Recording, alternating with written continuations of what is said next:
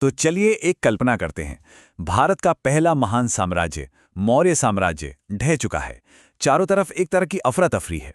लेकिन जानते हैं, इसी उथल पुथल से एक बिल्कुल नया भारत शक्ल ले रहा था। आज हम उसी दिलचस्प दौर की कहानी में चलेंगे। एक कहानी जिसमें आक्रमण हैं, नए राजवंश हैं और संस्कृतियों का एक ऐसा मेल है जो पहले कभी नहीं देखा गया। तो सबसे बड़ा सवाल यही उठता है कि जब इतना बड़ा साम्राज्य बिखरता है तो होता क्या है? उस खाली पड़े सिंहासन पर कौन बैठता है? और उस सत्ता की लड़ाई ने भारत के भविष्य को हमेशा हमेशा के लिए कैसे बदल दिया? चलिए इसी को समझते हैं।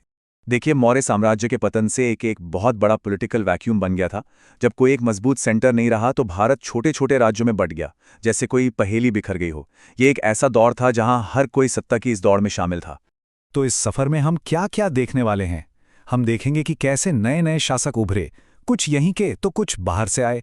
हम ये भी देखेंगे कि कैसे उनकी संस्कृतियां आपस में टकराईं और फिर कैसे घुल मिल गईं, जिससे कमाल की कला और नए विचार पैदा हुए। और आखिर में हम समझेंगे कि ये जो उथल पुथल वाला दौर था ना, वो आने वाले स्वर्ण युग की नींव कैसे बना। तो मौर्यों के जाते ही सीन पर नए एक्टर्स आ गए। एक तरफ तो थे भारत के अपने शासक, जो मौर्य विरासत को किसी न किसी तरह आगे बढ़ाना चाहते थे, और दूसरी तरफ थे बाहर से आए हमलावर, जो उत्तर पश्चिम के रास्ते भारत में अपनी किस्मत आजमाने चले आए थे। इस दौर के बड़े खिलाड़ी कई थे। मगध में शुंग और कण्व ने कमान संभाली तो दक्षिण में सातवाहन एक बड़ी ताकत बनकर उभरे। वहीं उत्तर पश्चिम से तो जैसे आने वालों की लाइन लगी हुई थी। पहले आए हिंद यवन, फिर आए शक और आखिर में सबसे शक्तिशाली कुषाण। मतलब एक राजवंश आ रहा था, दूसरा जा रहा था। ये सिलसिला लगातार चलता रहा। तो चलिए पहले देश की अपनी शक्तियों से मिलते हैं।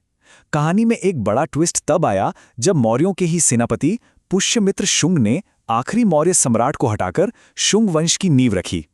सोचिए, इसी माहौल में महान व्याकरण के जानकार पतंजलि अपना काम कर रहे थे। वहीं दक्षिण में सातवाहन एक बड़ी शक्ति के रूप में उभरे, जो अपने सीसे के सिक्कों और आम लोगों की भाषा यानी प्राकृत को बढ़ावा देने के लिए जाने जाते थे। अब जरा भारत के उत्तर पश्चिमी सीमा की तरफ चलते हैं, जहां से नए लोग और नए विचार लगातार आ रहे थे।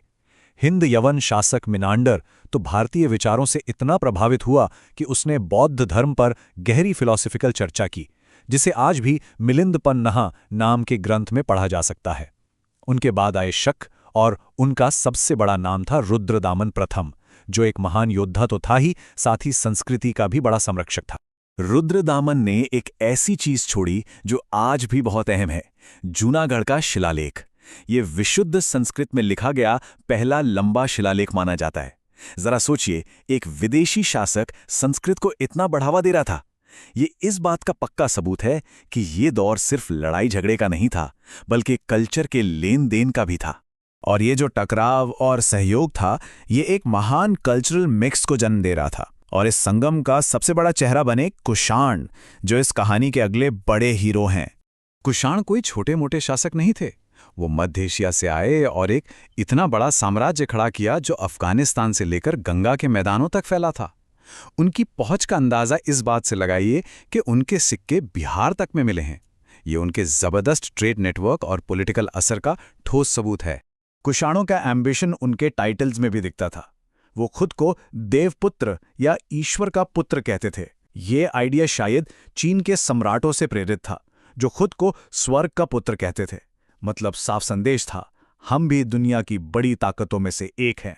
भारतीय इतिहास में कुछ तारीखें ऐसी होती हैं जो हमेशा के लिए दर्ज हो जाती हैं। 78 ईस्वी उन्हीं में से एक है। इस एक साल में कुछ ऐसा हुआ जिसने भारत में समय को देखने का नजरिया ही बदल दिया। इसका क्रेडिट जाता है महान कुषाण सम्राट कनिष्क को। 78 ईस्वी में जब वो गद्दी पर बैठे तो उन्होंने शक संवत की शुरुआत की, और ये कैलेंडर इतना अहम साबित हुआ कि आज भी भारत सरकार इसका इस्तेमाल करती है। ये कनिष्क की एक जबरदस्त और स्थायी विरासत है। लेकिन कहानी सिर्फ राजाओं और लड़ाइयों की नहीं होती है ना। इस सियासी उथल पुथल के बीच कला, व्यापार और धर्म भी खूब फल फूल रहे थे और भारतीय संस्कृति पर अपनी एक गहरी छाप छोड़ रहे थे। ये जो मिक्सिंग हो रही थी ना, वो सबसे अच्छी दिखती है उस दौर की कला में। दो महान आर्ट स्टाइल पनपे, गांधार और मथुरा। गांधार कला में आपको बुद्ध की मूर्तियां यूनानी देवताओं जैसी दिखेंगी, जिसमें ग्रीको रोमन स्टाइल साफ झलकता है। वहीं दूसरी तरफ मथुरा कला पूरी तरह से भारतीय थी, जिसकी जड़ें अपनी ही परंपराओं में थी। और कमाल की बात यह है कि कुषाणों ने दोनों को ही सपोर्ट किया। अच्छा, इस दौर में इतनी दौलत आ कहां से रही थी? इसका इंजन था मशहूर सिल्क रोड। ये सिर्फ एक सड़क नहीं थी, बल्कि व्यापार का एक इंटरनेशनल सुपर हाईवे था। ये पूरब और पश्चिम को जोड़ता था, जहां से सामान, पैसा और विचार सब कुछ गुजरता था। और सोचिए, कुषाण साम्राज्य इस सिल्क रोड के बिल्कुल मेन जंक्शन पर बैठा था, जिससे उन्हें जबरदस्त पैसा और पावर मिली। उन्होंने रोमन साम्राज्य से प्रभावित होकर सोने के सिक्के तक जारी किए, जो उनके ग्लोबल कनेक्शन को दिखाता है। और ठीक उसी समय दक्षिण में सातवाहन समुद्र के रास्ते दुनिया से व्यापार करके अपनी इकोनॉमी को मजबूत कर रहे थे। तो इस पूरे दौर को आखिर कैसे याद रखा जाए? क्या ये सिर्फ अफरा तफरी और जंग का दौर था? नहीं, बिल्कुल नहीं। असल में ये एक ऐसा समय था जब भारत बदल रहा था और कुछ बहुत नया और शक्तिशाली आकार ले रहा था। ये जो टूट-फूट और उथल-पुथल दिख रही है, असल में ये एक बहुत ही क्रिएटिव प्रक्रिया थी। इसी दौर में वो प्रशासनिक तरीके, वो कला की शैलियां और वो व्यापार के नेटवर्क बने, जिन्होंने भारत के अगले महान साम्राज्य यानी गुप्त साम्राज्य के लिए स्टेज तैयार किया। हम अक्सर गुप्त काल को भारत का गोल्डन एज कहते हैं, पर सोचने वाली बात यह है कि क्या वो सुनहरा दौर इस उथल-पुथल, इस क्रिएटिविटी और इस मिक्सिंग के दौर के बिना कभी आ पाता? शायद इसी अराजक मंथन में ही भारत के भविष्य की नींव रखी गई थी।